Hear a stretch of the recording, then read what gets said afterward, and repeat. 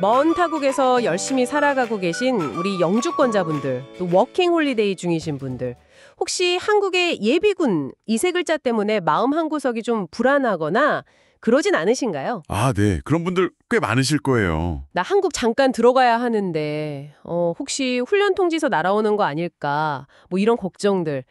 괜히 뭘 잘못 알아서 벌금이라도 내면 어쩌나 싶기도 하고요. 이게 참. 맞아요. 대한민국 국민으로서의 의무는 지켜야 하고 또 해외에서의 삶도 중요하니까요. 그 사이에서 고민이 되실 수밖에 없죠. 네, 이게 자칫 잘못하면 정말 예상치 못한 불이익으로 이어질 수도 있잖아요. 그래서 오늘 저희가 딱 5분만 투자하시면 이 복잡한 예비군 규정 확실하게 핵심만 딱 짚어드릴게요. 네, 그렇습니다. 막연한 불안감은 이제 걷어내셔도 좋습니다. 오늘 저희가 명확한 기준을 딱 알려드릴 테니까요. 아, 좋습니다. 그럼 바로 본론으로 들어가 보죠. 제일 중요한 거. 많은 분들이 그래서 얼마나 오래 나가 있어야 훈련을 안 받냐. 이걸 궁금해 하시는데 핵심 숫자가 365일이라고 들었어요. 맞나요? 네, 맞습니다. 그게 첫 번째 가장 중요한 기준인데요. 출국한 날, 그리고 다시 한국에 입국한 날, 이 날짜를 포함해서요. 연속으로 365일 이상 해외에 체류하시면 됩니다. 아, 출국일, 입국일 포함해서 연속 365일? 네, 그러면 그 기간 동안에 부과된 예비군 훈련은 자동으로 법규 보류 처리가 돼요. 자동으로요? 따로 뭐 신고하고 그럴 필요는 없고요? 네, 그렇습니다. 출입국 기록이 전산으로 다 연동이 되기 때문에 별도 신고는 필요 없습니다. 아하, 여기서 보류라는 게 그러니까 면제랑은 좀 다른 거죠? 정확히는 그렇죠. 의무 이행을 잠시 멈춰둔다, 유보한다, 뭐 이런 의미로 보시면 됩니다. 완전히 없어지는 건 아니고요. 알겠습니다. 연속 365일, 이게 중요하군요. 그런데 살다 보면 한국에 잠깐 들어와야 할 일들이 생기잖아요. 뭐 가족 행사라든가 급한 일이 있다던가. 예를 들어서 한 1년 넘게 해외에 있다가 한 2주 정도 한국에 들어왔다 나가는 경우 이건 어떻게 돼요? 그 연속 기록이 깨지는 건가요? 아, 그거 정말 많이들 헷갈려 하시는 부분인데요. 아주 중요한 질문입니다. 그래서 두 번째 원칙이 필요합니다. 바로 14일 기준인데요. 14일이요? 네, 잠깐 한국에 들어오셨을 때 입국한 바로 다음 날부터요. 그리고 다시 출국하는 날까지 그 실제 국내에 머무른 기간이 14일 이내면 괜찮습니다. 아, 입국 다음 날부터 출국일까지 세서 14일. 그렇죠. 그 기간만 지키시면 기존의 해외 체류 기간이랑 합산이 돼서 연속성이 인정됩니다. 오, 다행이네요. 그럼 365일 보류 요건이 계속 유지되는 거군요. 네. 그런데 만약에 이 14일을 넘겨서 그러니까 15일 이상 국내에 머무르게 되면요. 그 순간 그동안 쌓았던 해외 체류 기간은 딱 리셋이 되는 겁니다. 아, 리셋이요? 다시 처음부터. 네. 다시 출국한 날부터 새로 365일을 채워야만 보류 대상이 되는 거죠. 와, 정말 아슬아슬한 기준이네요. 딱 하루 차이로 1년이 그냥 날아갈 수도 있는 거군요. 그렇죠. 그래서 잠깐 방문하시는 거랑 아예 국내로 복귀하는 걸 구분하는 최소한의 장치라고 보시면 됩니다. 날짜 계산 잘 하셔야 해요. 이 안 되게 해외에 있다가 돌아오는 경우, 이런 경우는 어떻게 되나요? 이것도 뭐 보류나 그런 건가요? 아, 여기서 이제 보류와 연기를 확실히 구분하셔야 하는데요. 365일 미만으로 해외에 체류하신 경우는 법규 보류 대상이 아닙니다. 보류가 아니면? 그 기간 동안 받아야 했을 훈련이 뒤로 연기되는 겁니다. 연기. 아, 연기요. 그러니까 없어지는 게 아니고요. 네, 없어지는 게 아니라 나중에 받아야 할 훈련으로 그대로 남아있는 거죠. 따라서 1년 미만 체류하고 귀국하시면 그 연기되었던 훈련들을 반드시 이수하셔야 합니다. 아, 반드시 받아야 하는군요. 네, 만약 이걸 이행하지 않으시면 병역법 위반으로 처벌받을 수 있습니다. 이게 뭐 1년 이하 징역이나 1,000만 원 이하 벌금 이렇게 규정되어 있거든요. 와, 처벌이 꽤 세네요. 이건 정말 유의해야 할 부분이네요. 맞습니다.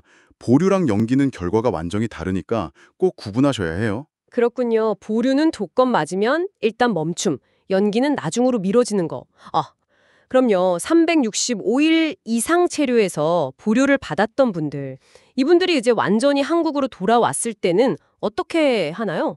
그냥 뭐 가만히 있으면 알아서 되나요? 아닙니다. 그것도 중요한데요. 귀국하고 나서 해야 할 일이 있습니다. 365일 이상 체류해서 훈련이 보류되었던 분이 이제 영구 귀국을 하시거나 아니면 잠깐 들어왔다가 아까 말한 15일 이상 체류해서 보류 사유가 없어지면요. 네. 그러면 14일 이내에 반드시 본인 관할 예비군 부대에 보류 해소 신고라는 걸 하셔야 합니다. 아, 보류 해소 신고 14일 이내에요? 네. 이걸 깜빡하고 신고를 안 하시면 이것도 과태료가 아니라 벌금이나 구류 처분을 받을 수 있어요. 200만 원 이하 벌금이나 구류. 이것도 처벌 규정이 있군요. 귀국해서도 신경 쓸 게 있네요. 그렇죠. 행정 처리까지 잘 마무리하셔야 하는 겁니다. 자, 그럼 오늘 내용이 조금 복잡할 수도 있었는데 핵심만 다시 한번 딱 정리해 주실까요? 네, 좋습니다. 해외 체류 중인 분들, 예비군 걱정 돌려면 이 네 가지만 기억하세요. 첫째, 연속 365일 이상 해외에 계시면 그 기간 훈련은 보류된다. 이건 출국일, 입국일 포함이고요. 네, 연속 365일 보류. 둘째, 잠깐 한국에 들어올 때는 국내 체류 기간이 14일 이내여야 한다. 입국 다음 날부터 출국일까지 세서요. 그래야 연속성이 인정되고요. 14일 이내 귀국. 오케이. 셋째, 만약 365일 미만으로 해외에 계셨다면 그건 보류가 아니라 연기다. 따라서 귀국 후에 연기된 훈련은 반드시 받아야 한다. 연기는 꼭 받아야 한다. 중요하네요. 네. 마지막 넷째, 365일 이상 체류로 보류를 받았다가 귀국하게 되면 14일 이내에 보류 해소 신고를 꼭 해야 한다. 보류 해소 신고까지. 알겠습니다. 이 네 가지. 네, 이 기준들만 명확하게 알고 계시면 이제 예비군 문제 때문에 막 불안해하시거나 그럴 필요는 없으실 겁니다. 휴, 다행이네요. 물론 출입국 기록은 자동으로 연동되지만 그래도 혹시 모르니까 귀국하신 후에는 병무청 홈페이지나 관련 앱 통해서 본인 훈련 상태 한번 확인해 보시는 습관을 들이시면 더 확실하겠죠? 아, 확인하는 습관. 좋네요. 네, 이제 좀 더 편안한 마음으로 해외 생활에 집중하실 수 있기를 바랍니다. 혹시 해외 체류라는 그 경험 자체가 여러분에게 국방의 의무라는 것에 대해 이전과는 좀 다른 어떤 생각이나 시각을 갖게 하지는 않았는지 한번 좀 조용히 곱씹어 보시는 건 어떨까요? 다음 시간에 저희는 더 유익한 정보로 다시 찾아뵙겠습니다.